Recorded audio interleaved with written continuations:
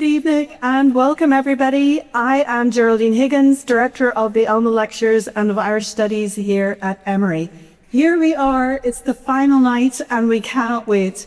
Those of you who have been here for the previous two lectures know that we have been in the presence of a truly exceptional writer and thinker who has held us spellbound by her wisdom, skill, and intellectual generosity.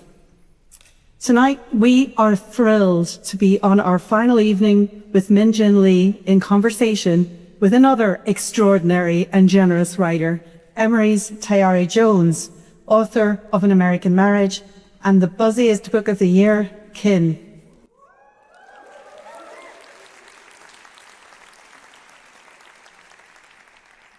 Before I invite Carla to the stage to introduce this evening's event, I'd like to take a few moments to thank her as Director of the Fox Centre for Humanistic Inquiry for everything that she has done to support, promote and nurture the Ellmann Lectures since we moved our operation to the Fox in 2024.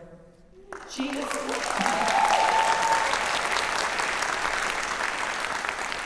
devoted her formidable energy and enthusiasm to making this treasured Emory tradition a cornerstone, or more accurately, a capstone, celebration of the humanities at Emory.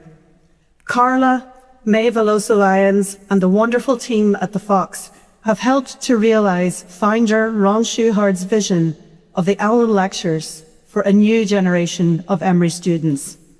We are profoundly grateful to her and to all the sponsors who made this series possible. We often seem like a sort of collection of nation states here at Emory, but sometimes we can all pull together, and the Emory Ellmann Lectures is a good example of that.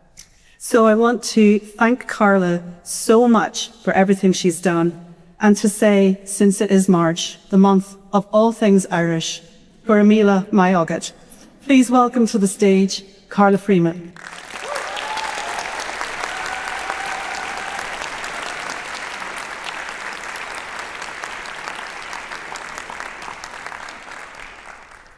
Welcome again to this third and final day of the 2026 Ellmann Lectures. What an absolutely breathtaking 2 days we have had together with Jin Lee. As you now know, I'm Carla Freeman, Director of the Fox Centre for Humanistic Inquiry, the proud home of the Ellmann Lectures. And before introducing our conversationalists today, I want to begin with my own deep gratitude to the many partners and individuals who have made all of this series possible. Thanks to the warm and wonderful Schwartz Center staff for their phenomenal attention to every detail. Thank you to the offices of the President and Provost. Thank you to Vidya Bahag, who is joining us here this evening.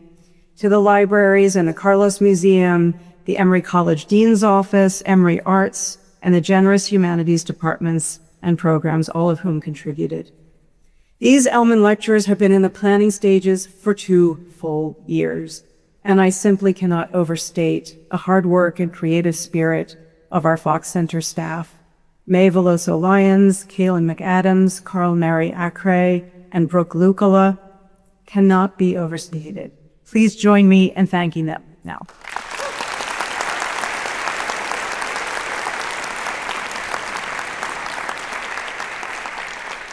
In this year's Creativity Conversation, a tradition started by our very own Rosemary Magee, we are in for a double bonanza.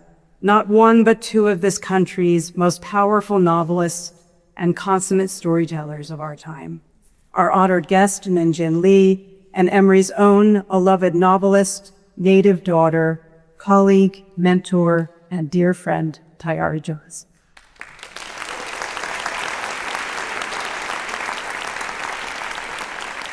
As you all no doubt know, Jin Lee is the author of celebrated novels Pachinko and Free Food for Millionaires, and her eagerly anticipated American Hagwon, to be released in September. If you had the chance to attend the lectures that she gave so beautifully these last few days, you'll also know what an incisive, spellbinding, and very funny speaker she is. I only wish Richard Ellmann and every other Ellmann lecturer we have hosted have been here to experience the wisdom and extraordinary range she demonstrated. Tayari Jones is the award-winning author of 5 novels, including Leaving Atlanta, Silver Sparrow, An American Marriage, and her just-released blockbuster novel, Kin. I want to offer her a special thanks for being here today amid her 30-city book tour, in which she is truly blowing up the airways and social media, on Oprah's list, and with Seth Meyers just yesterday, taped and airing this evening. She is on and off a plane and across time zones virtually every single day. So thank you, Tayari, for making the effort.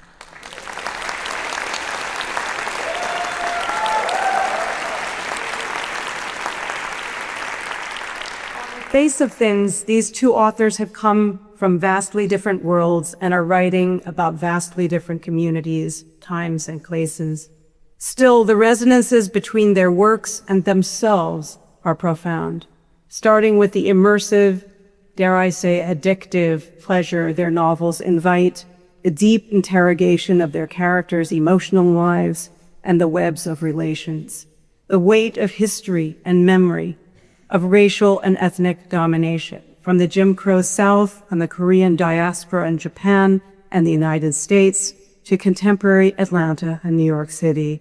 They take up multi-generational sagas, the politics of class, cultures of respectability and honor, and they make plain the vulnerability, resilience, labor, and fierce loyalties that define their characters' lives, and the vital, if not life-saving importance of kinship, especially among chosen family and lifelong friends. I recall another Ellmann lecturer, Sarshat Salman Rushdie, offering what felt like liberating permission to an audience much like this one, maybe not even quite as packed, to unapologetically put the book down if we are not drawn into its story. He said something to the effect, "There are too many books in the world to fight through one. Put it down, pick up another." We can all likely name important novels in the canon of world literature that we have, with a sense of shame, never managed to finish.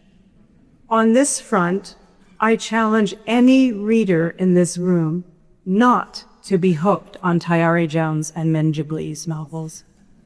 When COVID turned the world upside down, and in Emory College Dean's office at the time, we were scrambling to shift our classes online and pack our students' rooms to send them home, I found myself suddenly unable to read.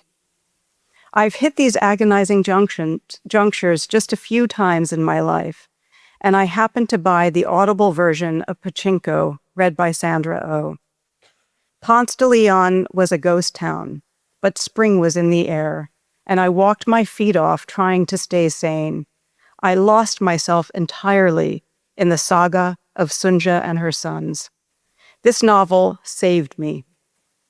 Likewise, during hiring season in the College Dean's office in 2018, I recall opening a PDF of Tayari's page proofs of An American Marriage one Saturday morning before I was scheduled to interview her the following week as a candidate for her faculty position in Emory College. So caught up in Celestial and Roy's story, I barely got off the sofa that weekend, and I knew then what a gem we had found. Welcoming Tayari home to Atlanta was among the best decisions Emory has ever made. Jin Lee and Tayari Jones were both early readers and precocious students entering college at age 16 and 17 years of age. As young girls finding refuge in libraries and books, reading was their path to writing and the celebrated authors they have become. And in both of these pursuits, they emphasized the dual pleasures of solitude and community, being lost in a good story and the kinship we create when we share a good book with a friend. Their books offer us an alluring escape into other imaginative worlds and psyches. As we experience here today, they also foster community. Their novels are profoundly personal and they are sharply political.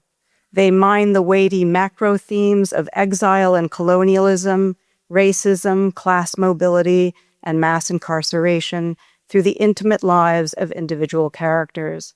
As such, they immerse their reader in the specificities of culture, politics, and place, as every good ethnographer attempts. But they do so in ways that few anthropologists, and speaking as one, I can say this definitively, ever achieve. By drawing us into the deep emotional wells of the human experience, what it is to belong and be seen, to love and be loved, and to love oneself.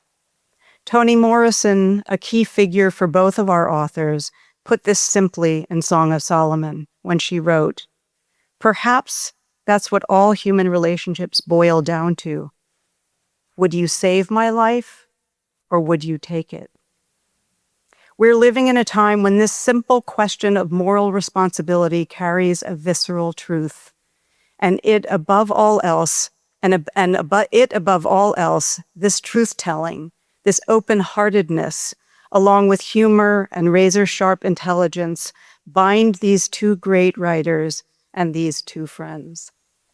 As I turn the mics over to our two rock star authors, I borrowed a few lighter words from E.B. White's Charlotte's Web, a childhood favorite of our dear Tayari. And I think these words capture them perfectly.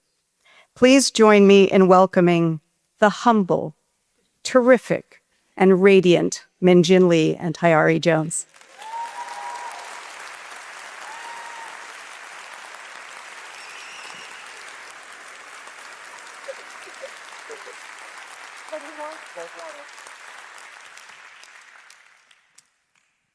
Min, I want to start off by thanking you for coming to Emory. Are you kidding me? How could I say no? We have been waiting for you for 2 years because we knew that you were exactly the voice we need. We didn't know how much we were going to need you because we did not know what was, coming down the pike for us as a nation. But What do you mean, Tayari? But we knew you were exactly the voice that we needed here on this campus, and we appreciate you coming and taking so much time and effort and care with the Ellmann Lectures. Oh, well, first of all, nobody says no to Tayari. Like, that would be foolish. And I have to say, I'm sorry, before I get back to saying what I should say, I want to say thank you because it's my last night. I was so nervous about this series because I've never done this before where you give 2 lectures in a row and they are 50 minutes each. What the fuck is that? I mean, and I don't know if you've ever tried to write 2 50-minute lectures that'll be given to 2 different audiences who might be also the same audience. Don't try this at home. And then you have to think about that. They're really smart people who are PhD type people who have passed, tenure and stuff. And then you also have folks who are freshmen in college. It's a different audience. So I was so freaked out. Anyhow, but I worked primarily because I really want to make Tayari happy because she's a writer that I love. So I knew Tayari's work before I met Tayari. So I'm a fan. So when she asked me, I was like, of course I'll do it. And then Carla and Geraldine have been so much nicer than I thought they would be. Because they were so serious. I was like, oh no, I'm really scared. They're so nice and fun. So anyway, and also you guys all showed up. No, really, I really appreciate you because can you imagine if the first Asian American Ellmann lecture came and nobody came? Like, no, because there are more Asians in the world than there are anybody else.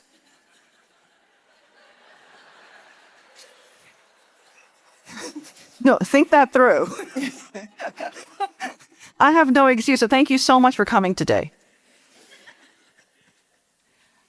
Tayari just got... I'm almost never speechless, but it just happened. But I have recovered. But Tayari just also got off a plane because she was filming for Seth Meyers yesterday. She literally, and she did radio today. And by the way, oh, no, hang on. It's my last night. So it's so funny. I was trying to bring Ken out here because it's a really beautiful book and you can buy it today. And I was trying to carry it out here. And she's like, you can't carry that out. You can't carry that. And she literally snatched it from my hand. No, I experienced... I did not snatch it. No, I swiftly removed it from her hands. No, I experienced a book theft. Like, I want to call the police. Anyway, but the reason I wanted to bring it out is because it's so good. It's so good. And on page 148, because... No spoilers. No, hang on. But I would have finished it, but I was working on the fucking Ellmann Lectures. No, because you can't pull me away from a novel that's really good. But I got to this part that I was so surprised. I was like, oh, I have to call Tayari. And it's like, no, I can't call Tayari because I would be like spoiling it. So anyway, you guys have to get this book. It's really good. Thank you. I want to talk to you about creativity. How would you define it? I'm going to say creativity is honoring how we're born. I really thought about this because, I think about it all the time because I meet people all the time. I'm sure you do too. And they're really accomplished and they'll say something like, well, I'm not creative. And I always just feel like my first instinct, and I have to kind of shut myself up, but I'll just share it with you because we're close now, is what did they do to you? Like, who said that to you? That you actually believe that shit? But don't you think that they think that they're not creative because they don't practice creativity in like one of 5 ways? They don't write, they don't sculpt, they don't do like modern dance, like something like that. Like they think that creativity can only be expressed in like 5 different ways.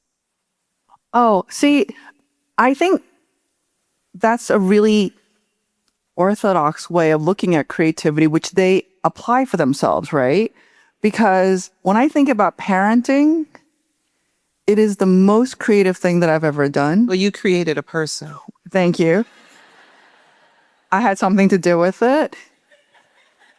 But I think this person here has the best laugh. Like, I don't know if you were here yesterday, but I felt healed by that laugh. Whoever you are, because I can't see anything, but I just want to thank you. No, I think that when I watch children, they are so creative. So I think we're born creative. I don't know if we're all meant to be sculptors or painters or dancers or these sort of traditional creative arts, but I think we're actually all born creative. And I think whenever I hear that, I feel really like, I think there's something wrong with our educational system. Well, Alice Walker's famous essay In Search of Our Mother's Gardens is all about the way that everyday people use creativity to improve their lives. And she talks about like even her mother getting dressed for church. Alice Walker grew up so desperately poor in Edenton, Georgia, and how her mother and grandmother and aunts would save pages out of magazines to create makeshift wallpaper to put on the walls of their homes. They sharecrop to keep the wind from coming in, but to also make it more beautiful. And so she argues that our mother's gardens are their outlets for creativity, even though they would not describe themselves as artists, that they make art. So these very same people who may say, I'm not creative, they could be making art in their homes, but not think of it as such. Well, I love that you referenced that essay. And if you guys haven't read it, you should read it. It's so important and it's really powerful. And also, what I think is so great about that essay is her honoring of Zora Neale Hurston, which is just so incredible. That In Search of Our Mother's Gardens, when we think about how we honor the people who came before us, in this way, I really am so Confucian with a kind of feminist bent. So, which kind of doesn't make any sense. because Confucius was kind of a sexist. Kind of. Just saying. But what I really like about it is the honoring of our ancestors. And when Alice Walker honors Zora Neale Hurston because I don't know if you know this, but Zora Neale Hurston, when she died, they buried her without a headstone. So Alice Walker did all this work to get her a headstone. And for me, that act is not just creative, it honors, I think, Alice Walker. Does that make sense? And I found that so beautiful. And I feel like, well, with Walker and Hurston, I also think that, like Valerie Boyd has uncovered, that this story of Hurston having died in utter destitution is kind of overstated. It's that she died in modest means, but she did die in community. And she was in the condition of many other older Black people of her generation. But the way that the story is told is like, oh, we discarded our genius. And I think that's kind of I think we really romanticize that when that happens to artists. But I think that it was important that Walker found her grave. More important that she forget the gravestone. I mean, I'm sure it's awesome. But more importantly, she resurrected Their Eyes Are Watching God. Yeah. Like that is so much more important than the stone. She put the work back out there and she found a place for Hurston in the canon. Yeah. I think Their Eyes Were Watching God is one of my favorite novels of all time. And I think Tea Cake is so hot. Yeah, she has to kill him. I know. I mean, I think that also, but I think that's also where the power in that novel is. Like You should read that book. He's super hot. Well, I just spoiled the end, but I feel like it's over 100. But it's over 100 years old. I think we can say it. But okay, back to this co-creativity thing. Can I ask you a question? So Yes. But what do you think creativity is for you? And has that definition changed from when you started your first book and your fifth book? Because I'd love to know what that progression is. Well, when I started being a writer, I thought that being a writer was kind of more special than I think it is now. I think that as I get older, I'm approaching it, like I like to say, with a humble pen. I think the only way you can get someone to do what one has to do to cough up that first novel is that you have to believe that this project is changing the world. Like you have to say, this book, if it doesn't change the world, it can change the person who changes the world or whatever. Because you have to make yourself do this thing that no one in your family thinks is a good idea. You know, you know my family. You're going to put in all these hours. You're not going to make any money, all of this. So you have to say it's for the world. But now I don't really believe that. I don't know if it was just 2020 that made me doubt the power of art, because 2020, 1 million Americans died of COVID. And I don't know where the healing power of art was there, or even with the police violence. So it gave me a kind of a writer's block, because I don't know that I believed in the efficacy of fiction. And I never quite reclaimed that belief I once had, but I do know that it is what I have. Like, I think that our creativity is in service of the creator. And this is what has been given to me to do. And I have to do it the best I can and do the most with it that I can, not because I believe it will change the world, but because I believe that this is kind of like my purpose. And I have to be humble enough to say, I gave everything I have to this novel. It took me 8 years. I went through all of that, and it's not going to change the world, but it's like it's my rumpa pum pum, like the little drummer boy is what I have. Well, why wouldn't it change the world? Edward P. Jones once said, I like the Mona Lisa. It's a really nice painting, but I would prefer the polio vaccine. And so that's kind of how I feel about art. But it doesn't mean, all the doctors and scientists were like, yes. Oh yeah, just for the record, I'm very into vaccines.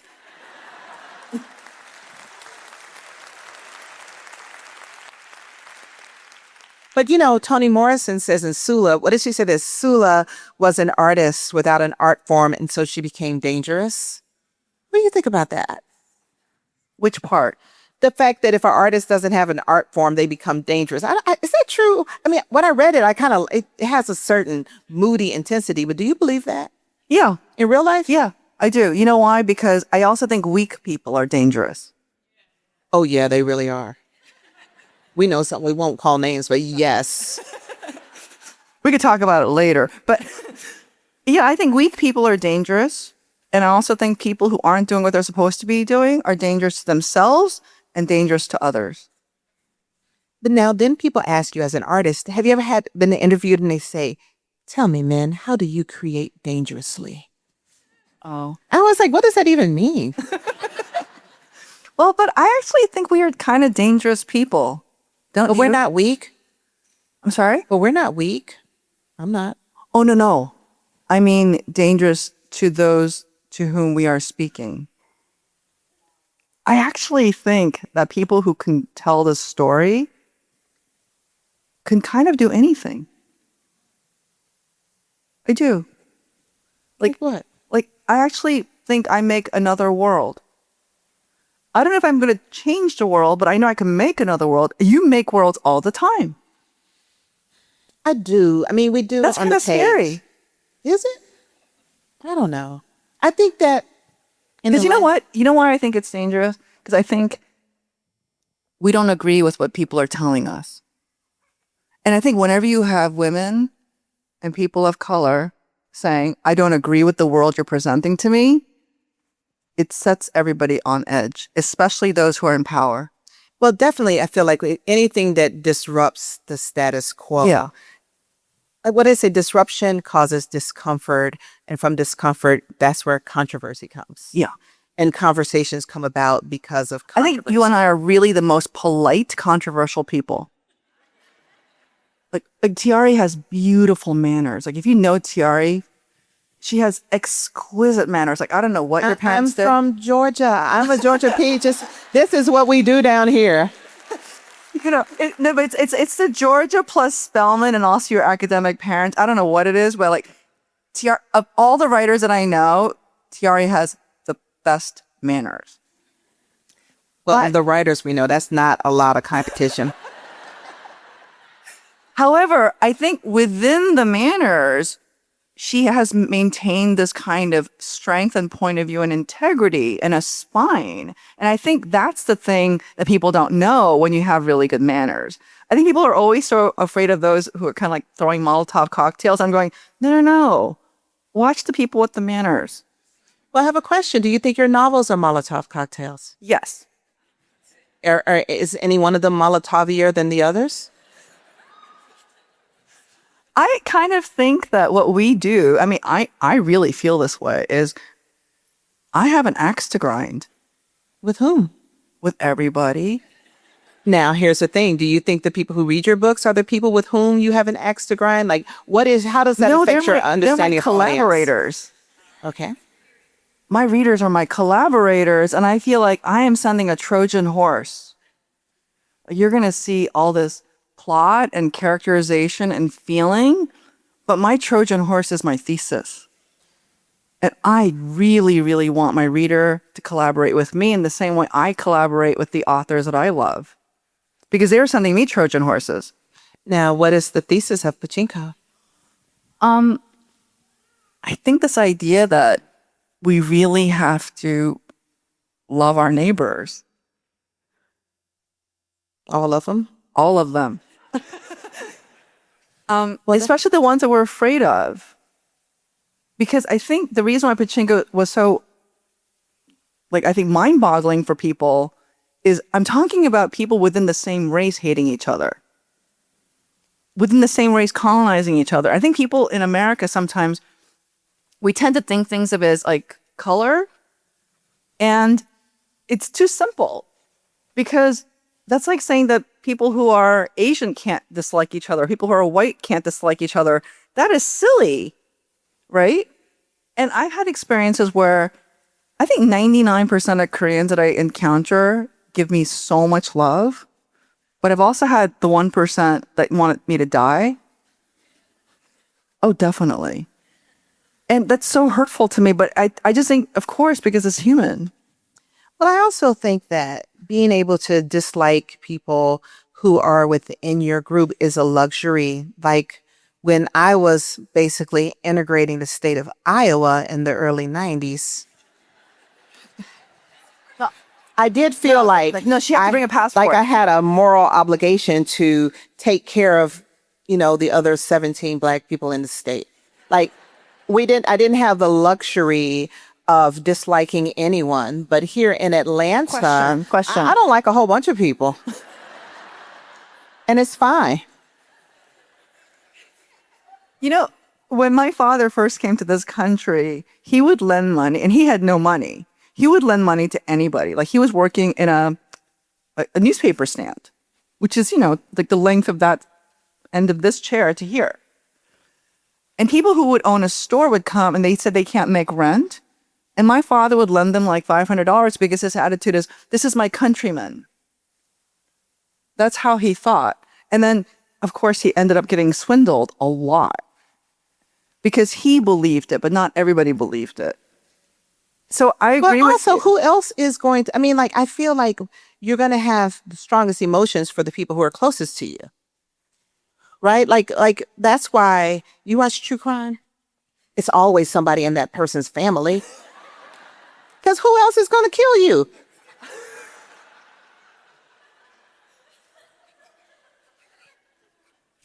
See? I think I'm speechless now. But I will say, my dad would always take in immigrants, particularly from West Africa, because he felt like these are our people. Like my father believed in diaspora, even though, we are, as far as we know, we're descendants of the, transatlantic slave trade here in the U.S. But my father had kind of a romantic affection for immigrants from Africa. And he did get scammed occasionally, but he also made like lifelong relationships and even moved us to West Africa when I was a teenager out of that longing for country. And I'm wondering, how does that idea of diaspora affect your creative process? I really love this idea I think about diaspora all the time. That's all I write about. And this idea that you have a people who are here, and then for whatever reason, they get scattered, right? That's what diaspora is. And it's actually a Greek word, and it's a Bible word, and it's originally about Jews. Look it up. That said, when we think about diaspora, we think about people who have been forcibly scattered or who move. So they've been expelled and they've been at the threat of extermination. The thing that really gets to me is that once you get somewhere else, do you change or do you change other people? Or both? Or both.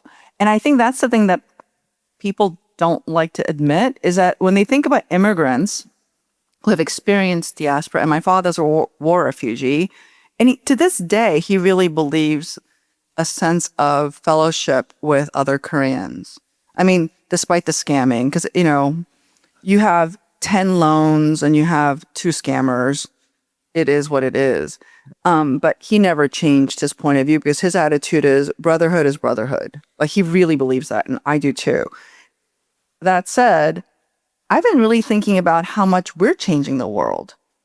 When we get somewhere, everybody changes, and they're changing us too. But they make it seem as if, like, when I go back to Korea, sometimes they'll actually say things to me like, is it terrible being neither fish nor fowl? Being neither Korean nor American? And I always think, no, I'm actually both. And I can do what I want to do. But I think, again, it's the discourse and the framing I can control. And I guess that's another reason why we're dangerous people, because I often don't agree with the way somebody frames me. Do you hear a baby? I hear a baby. Yeah. Are they okay? Over here. So cute. Oh, we're kind of obsessed with Punch, the monkey. Yes.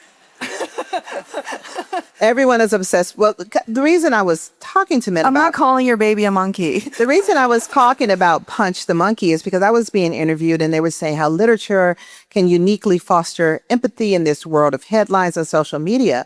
But I felt like Punch the Monkey inspired so much empathy, and he lives on the internet, but I was waking up every day like, I hope that monkey is okay. He's better. He made a friend. I almost bought that IKEA orangutan because I was thinking maybe it'll make me feel better. But I do think that I think that Punch the Monkey resonated so much because we all feel a little bit abandoned. A little abandoned? How abandoned do you feel? I feel a little abandoned. You feel a lot abandoned? Yeah. I feel a little abandoned. I can't remember which night I talked about not getting my eyeglasses, but no, I definitely feel abandoned. And I'm not even quite sure. And it's funny because when you say I feel abandoned, it's passive voice. But if you think about the subject, who abandoned me? And I think that's a really hard thing to say. Because then if I say, oh, did my parents abandon me? Because that poor Punch. But also the other monkeys, like you were saying, this neither fish nor fowl. Isn't there a sense that he thinks that an IKEA toy is his mother, which means he must not understand himself to this. I feel like we're going too deep in this, but he must not, like on some level, he must not understand himself to actually, it's like what you're just saying. He doesn't see himself as he doesn't understand himself to be an actual monkey. Because if he thinks a toy is his mother, then the other monkeys won't play with him. I think it's because they don't like the toy. Like he isn't fully primate enough for them. And I think all of us have this feeling of not belonging, not quite fitting in. And I think that's why it has resonated. And even people who seem like, even their writers, who are on top of the world, who are completely anxious because one person didn't like their book. And it like triggers whatever one feels. And I think that's what's going on with the whole like monkey situation. No? Well, what do you think's going on with the monkey situation? I can't believe we have gone down. We're going to come back. Min is going to answer one monkey question and then we're coming back. But did you know that when he grows up, he's going to be one of those monkeys that are in the sauna? Those? Yeah. Yeah. I thought that was cool. Okay, go ahead. Well, She knew that, Ars. This little Japanese macaque. I think it's a Japanese macaque, a kind of monkey. And please, primatologists, forgive me for my ignorance.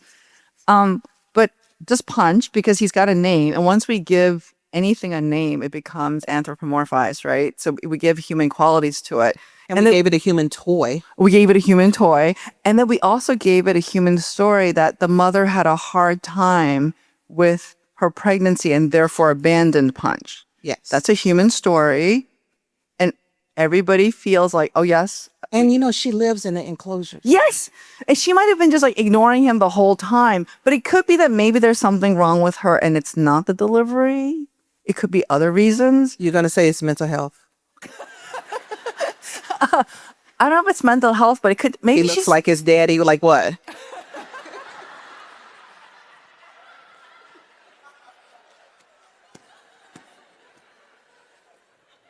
I am going to gently steer this car back on the road.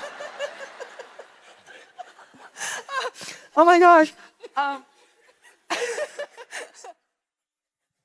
feel like we're on SNL at this point. But I love this idea that maybe maybe the mother had a reason like that we don't know. Rather than imposing the story. And this is the reason why whoever tells the story, we gave all the sympathy to Punch. Right? Well, he is a baby. And maybe Punch deserves a sympathy, but maybe the mother deserves a sympathy. And maybe the people who are rejecting him deserve a sympathy. We don't know. And I think that's my favorite part about storytelling. No. Tayari's not having it. I mean, he is a baby. Yes, he's a baby. But I do think, though, that but what I think it revealed in this very fractured time is that this sense that in stories, everyone identifies with the victim. Like Punch is the victim of this story. Those other monkeys were beating him up and all of this. And I noticed there's a real difference in between where people's sympathies lie with people who live in stories as opposed to people who live in the world. Because, like when you're writing a novel or something, like if you're writing a novel where one character has a really serious problem, it like tilts the boat of the story, and almost like no other characters get to have problems because this other person has such a problem. But I think in real life, people's sympathies very often go with the more privileged person in the story in real life. But on paper, people on the pages of a novel, people don't like the privileged characters because they like to think of themselves as championing the person who is most marginalized. See, this is the hypocrisy of us, right? Because when you have sympathy for a character in a book or even in a story, it doesn't cost you anything. Yes. Whereas in real life, when you're confronted by a person who has a real need, you have to make a decision. Will I do the right thing? And it's going to cost you always if you do the right thing. Even if it doesn't cost you money, it costs you status. It costs you time. It costs you even your feelings. Like Punch is a story in which none of us, it's not going to cost us anything To care about this monkey. Yes. Right. So we can just feel it. We can feel it in community with others, but it doesn't have to change. It doesn't require that we change our lives. The same with fictional characters. And I think one of the challenges of when we think about the power of fiction is how do we then get people to make the leap between the empathy they feel when the book is open on their lap or on their table, when they close it, how then does it translate to the way they interact with the rest of the world, with actual people? This is something that I care about so intensely, because if it is really true that I have an axe to grind and I have a political purpose and I'm sending out Trojan horses, what happens if I meet somebody who reads Pachinko that I've spent half my life on? And then my next book, it's all about wisdom. That's all I care about. How do we behave wisely in a world that's really deeply unprincipled and chaotic? So can I get you to act in a more wise way? I hope so. And the wisdom is also according to me, right? Because your world is according to you. And you and I are sharing our philosophy. And I think that's what people don't want to think so much about. And a lot of a lot of novelists will never say what I just said. They'll disagree with me. They may not believe that, but I actually believe that. They don't believe that They have a philosophy. But they don't believe everyone's novel reflects their worldview. Because I think so. Because you're creating, it's just that some people's worldview is in line with the status quo, therefore it's invisible to readers. Yeah. But their worldview is there. But you know what really scares me is that having studied, just because of my training in history, is that I think when we're progressives and liberals, we believe that education and edification will somehow enlighten a person. But if you think about the world's most horrific crimes against human beings, the governments were highly educated. But were they, And some of them loved art and some of them loved literature. So it's very distressing to me. And I do think that Hannah Arendt, I think about her a lot. But we're dealing with a basically illiterate regime now. So what about that? They are not getting their art on right now. Oh. No, but you know what? And I hope you guys don't cancel me on this, but there are a lot of people who are part of that administration, even if the head, whose name I shall not name, there are a lot of people around him who have excellent educations. Well, who have Ivy excuse. League educations. I mean, you can decide whether or not you think that means they have excellent. But what's his name who heads Florida? I'm not going to say his name. Ron DeSantis. Okay. But I didn't say it. He's a history major at Yale. Like me. Like, he's a history major. He taught high school history, and he is pulling books off the shelves in Florida. I mean, to me, yeah, I have an axe to grind. Yeah. But, I think, though, what we are seeing there's so many Ivy League graduates in that administration. but is that ironic or not? I don't know if it's ironic. But it's exactly what you said, that we identify in real life with people who have power and privilege. But in our narrative, when we consume it, when it doesn't cost us anything, we can say we're good people because we sympathize with a character who needs help. In real life, we're like, how do I get to the next thing?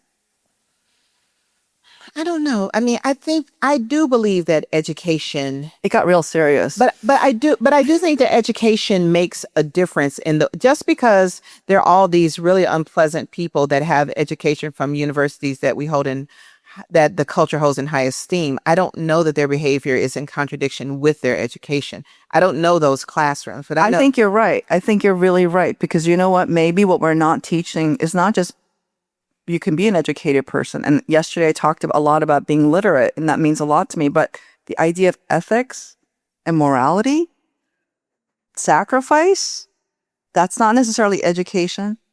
That's morality. Well, I did my undergraduate education at Spelman College here in Atlanta, where there is a definite agreed upon. Where's the Spelman people here tonight? We're everywhere. We're everywhere. We are undaunted, but there was a definite point of view.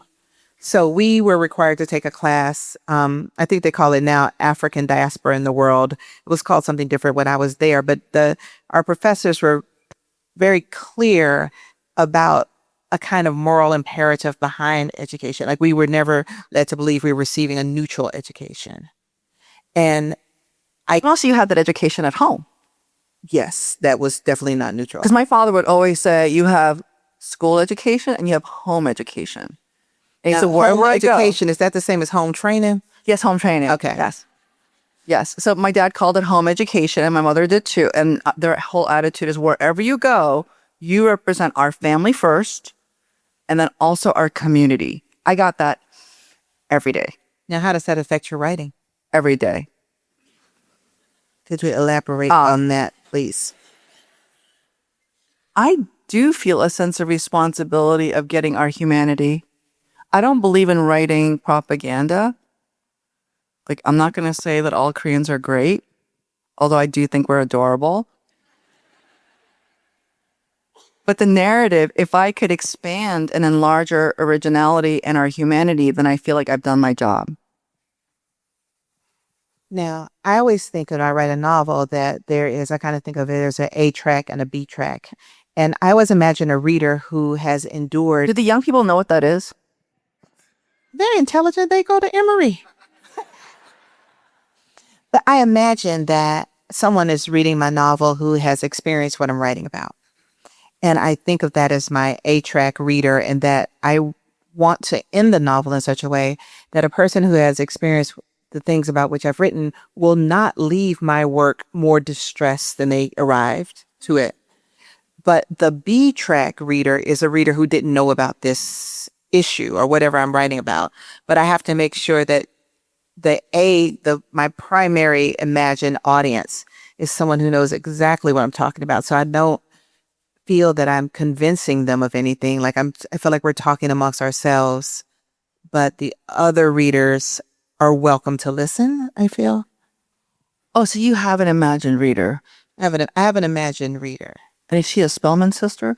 Well, definitely for my new novel, she is definitely a Spelmanite. But usually, when I wrote An American Marriage, I was thinking about imagine it being read by families who've been divided by incarceration. And if someone who's had the experience says to me, "You got it right," then I feel like I did the right thing. But I also know there are a lot of people who don't know anyone who's been incarcerated. And I'm aware that this book would be kind of illuminating for them, but I can't let my illumination work be more important than my empathy work. And also, I think Carla's excellent introduction, which I thought was highly flattering to me. Thank you, Carla. I feel better about myself. My therapist thanks you. But I thought what was really so key is kind of like what Henry James said. One of the reasons that I love Tayari's work is that she has the empathy work, and then she also has the knowledge work, and she also has the craft. But what I really like is it's really such a joy to read it. And I think that immersive thing is the hardest part of craft. It's to be interesting, and also you want to keep turning the pages, because I gotta say, when a book is not pleasurable, I'm just too old. Like, I just don't want to read it.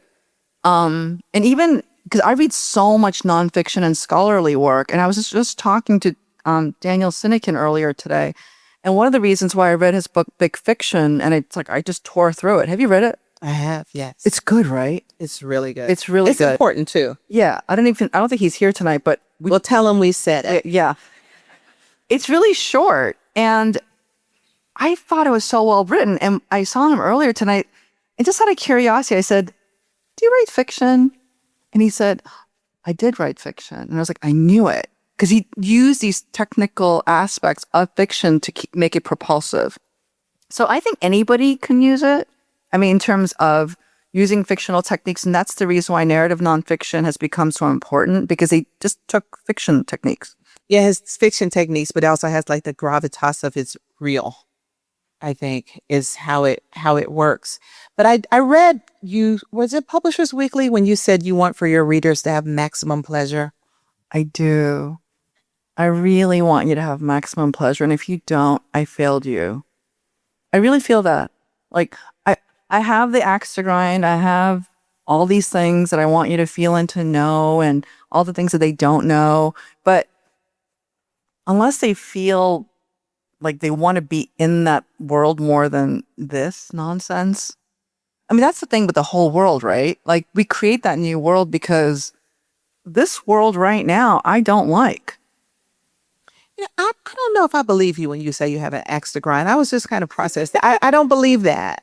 I don't believe that you have an axe to grind. Really? No, I think you have more like, I feel like you have, trying to think of another metaphor, but more like you have like a song to sing. You have, it's like, You're nice.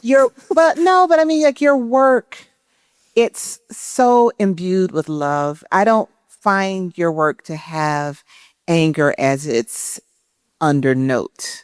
I just don't think that's true. I think there may be, you know, like if it was a house, like the anger like might be like an accent wall, but it's not the main design. I don't think so. Oh, thank you for saying that. But it's funny. Like, I remember here, I'll get really personal. So I started therapy when I was 29, 28. I can't remember. I was having problems with my marriage and also had become a mother. And I remember I went to see this really, really famous therapist. And this very nice man. He's written like 30 books, and he had his own imprint, and he like the guy of psychology. And I sat there and I was telling him that I was troubled and I was disappointed and I'm upset about XYZ. And he's like, "You're angry." And I said, "No, I'm not angry. I'm not angry. I'm upset. I'm disappointed. I'm troubled. I'm confused."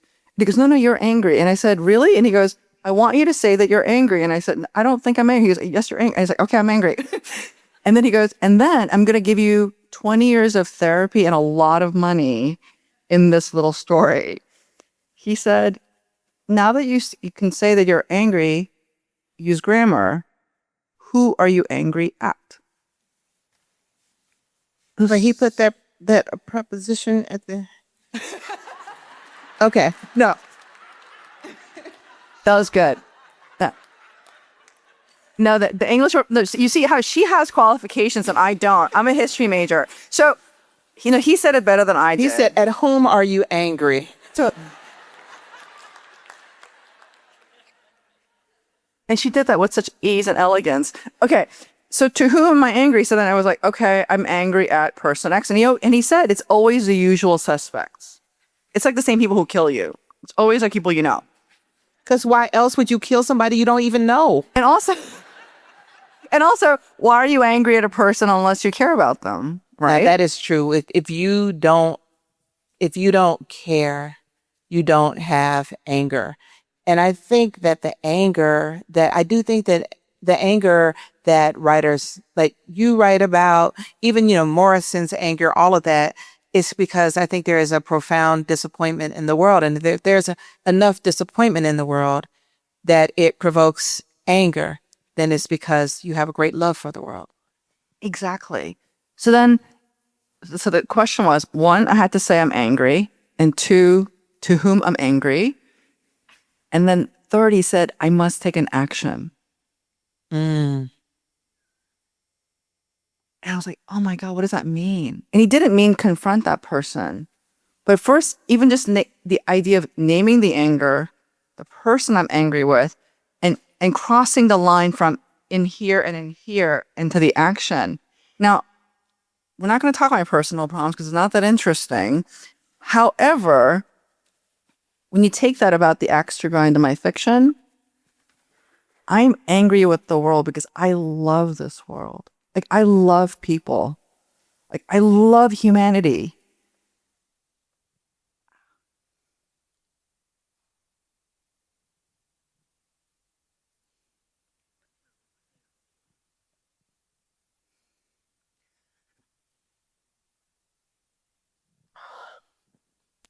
And it just kills me that we can't, what we're doing to each other. Oh God. I was having such a good time. I'm sorry. No, just lately, every single day, we're doing terrible things to each other. And I think that the whole world, I mean, I'm kind of kidding about how much I don't like the world. But we don't have to behave this way. We don't. Like, I was just talking to somebody about AI, and I thought, you know, I asked a really good friend of mine what she uses her ChatGPT for. And if you guys do this, I'm kind of judging you. She said to me, I put my picture in with my friends to see how old I look compared to my friends.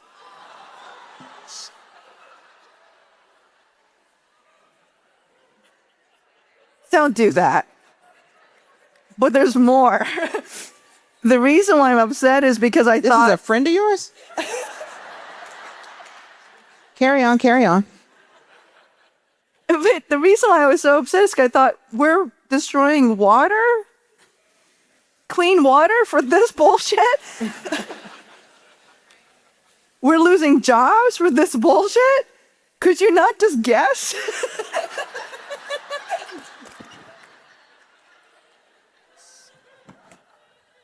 I'm going to get it together. Tayari made me cry. She did that all by herself.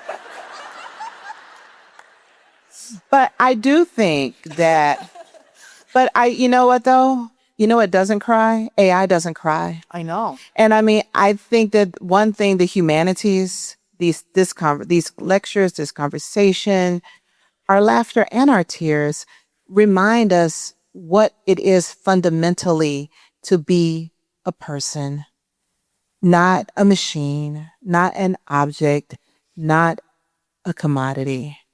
And this is what I think gatherings like this do. I think this is what, when every time someone reads your very human novel, written to express your very human heart, your human axis that you may grind, and the incredible capacity of your human spirit, it is the opposite of AI, because the danger of AI is that it's not so much that it's artificial intelligence, it's that it's trying to be artificial humanity. And I'm seeing that we are out of time. There's me right there. That we're out of time, but I want to wrap this up by asking you, what is it right now that keeps you coming back to the page? What is it that gives you hope and causes you to love us despite it all?